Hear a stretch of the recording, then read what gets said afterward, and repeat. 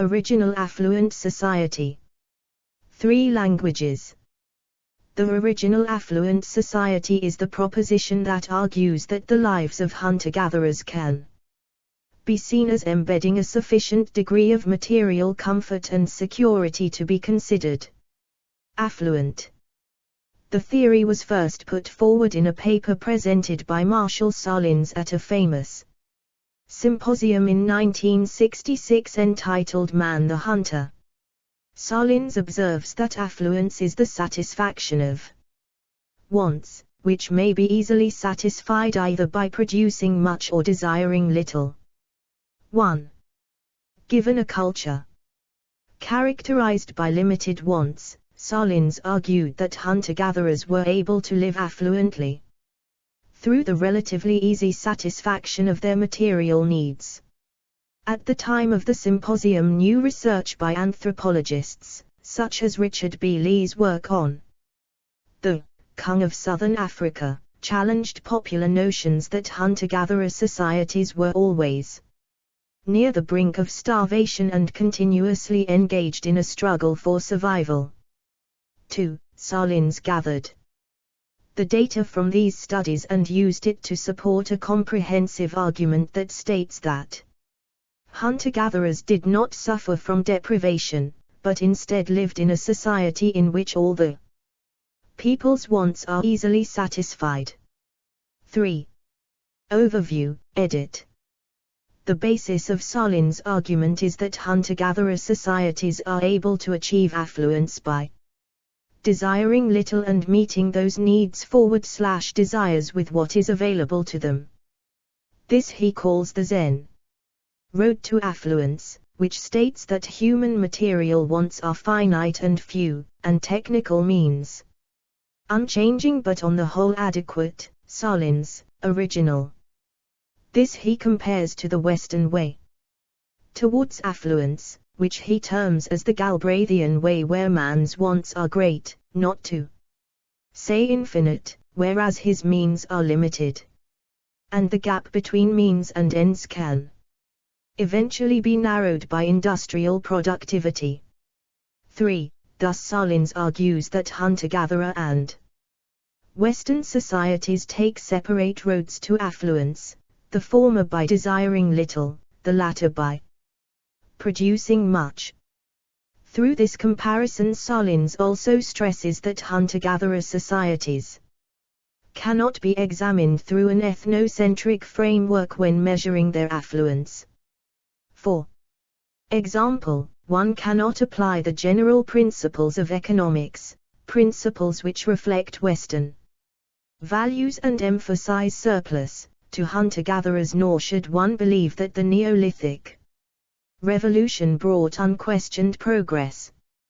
By stepping away from Western notions of affluence, the theory of the original affluent society thus dispels notions about hunter-gatherer societies that were popular at the time of the symposium.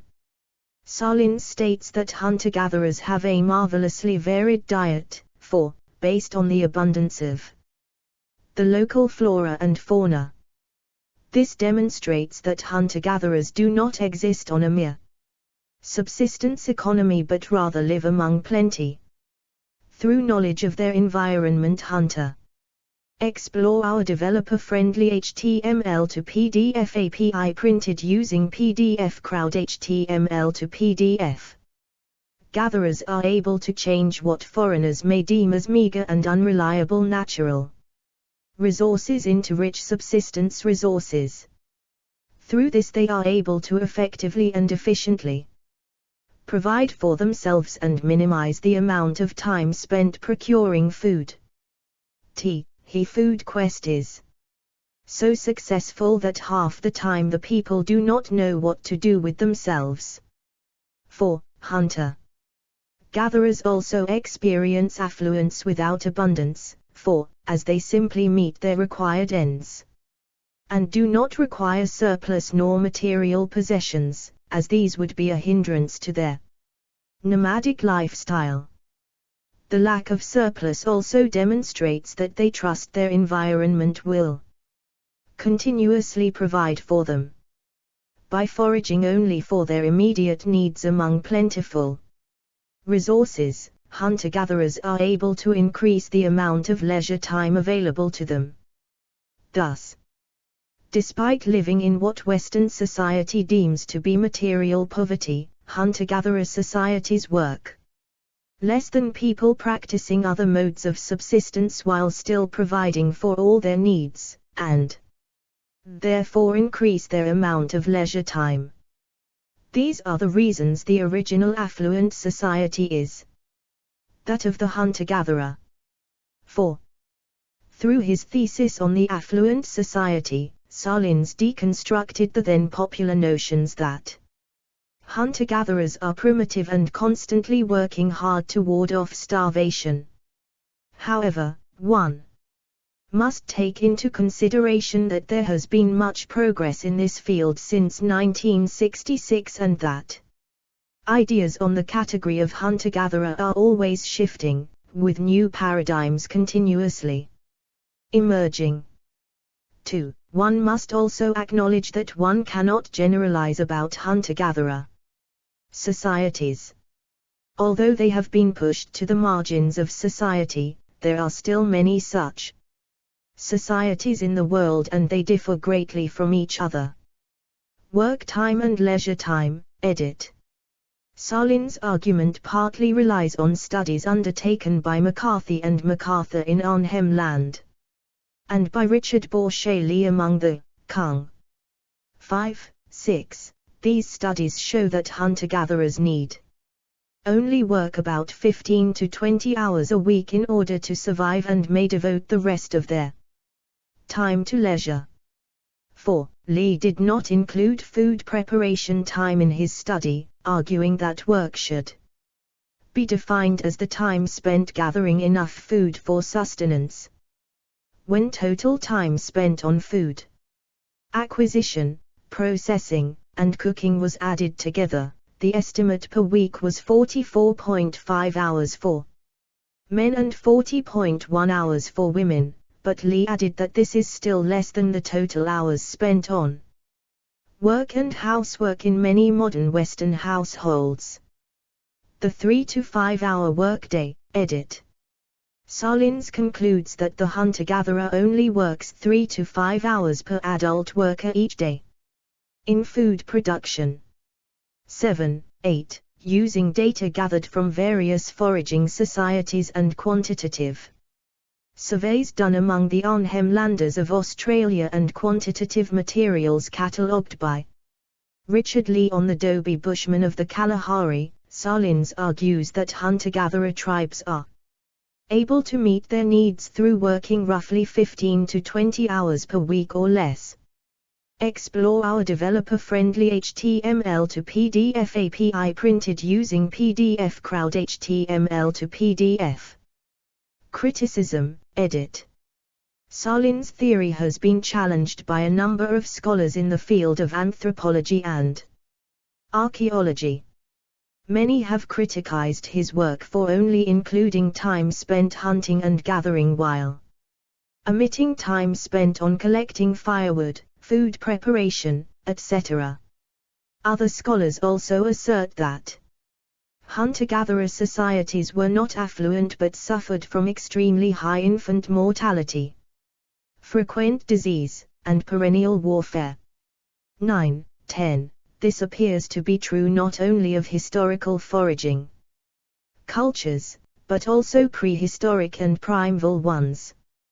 David Kaplan collected references to several problems with the original affluent society theory, and especially the McCarthy and MacArthur and Lee studies, including the definitions of affluence, work and leisure, the nutritional adequacy of the hunter-gatherer's diet, and the occurrence of demand sharing, the constant pressure to share as a disincentive to increased effort. 11. See also, edit. The Affluent Society, Eco-communalism, Golden Age, Primitive communism, Anarcho-primitivism, Distributism, War before civilization. 1948 American-Australian scientific expedition to Arnhem Land. Against the Grain, A Deep History of the Earliest States. References, edit. 1 Solins, Marshall, 2017. Stone Age Economics. Routledge. p. 2. ISBN 9781138702615. 2 A. B. Bened, Alan, 1983. Contemporary Hunter-Gatherers, Current Theoretical Issues in Ecology and Social Organization. Annual Review of Anthropology. 12, 193214. Do. 10.1011.12.10.10018.001205. JSTA 2155646. 3 A. B. Solins, M. 1968. Notes on the Original Affluent Society, Man the Hunter. R. B. Lee and I. Devore, New York, Aldine Publishing Company, pp. 85-89. ISBN 0202333032-X. 4 A. B. C. D. E. Solins, M. 2005. The Original Affluent Society, archived 24 July 2019 at the Wayback Machine, online, in M. Solins, Stone Age Economics. 5 Lee, Richard B. 1965. Subsistence Ecology of Kung Bushman, Ph.D. University of California. Berkeley. 6 Lee, Richard B. 1979. The Kung San, Men, Women and Work in a Foraging Society. Cambridge and New York, Cambridge University Press.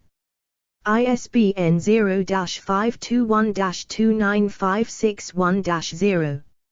Explore our developer-friendly HTML to PDF API printed using PDF Crowd HTML to PDF. 7 The Original Affluent Society, Marshall Solins. www.primitivism.com. Archived from the original. On 1 October 2019. Retrieved 29 July 2015. 8 Solins, Marshall, 2009. Hunter-Gatherers, Insights from a Golden Affluent Age, PDF. Pacific Ecologist. 1838. Archived from the original, PDF, on 18 March 2015. Retrieved 29 July 2015. 9 Lawrence H. Keeley, 1996. War Before Civilization, The Myth of the Peaceful Savage. Oxford University Press. p. 272. ISBN 9780195119121. 10 Hunter-Gatherer Mortality. 28 February 2007. 11 Kaplan, David, 2000. The Darker Side of the Original Affluent Society, PDF. Journal of Anthropological Research. 56, 3301324 do. 10.1086/jar.56.3.3631086. JSTA 36311086. S2 SID 140333399. Category: Economic Anthropology. Explore our developer-friendly HTML to PDF API printed using PDF Crowd HTML to PDF.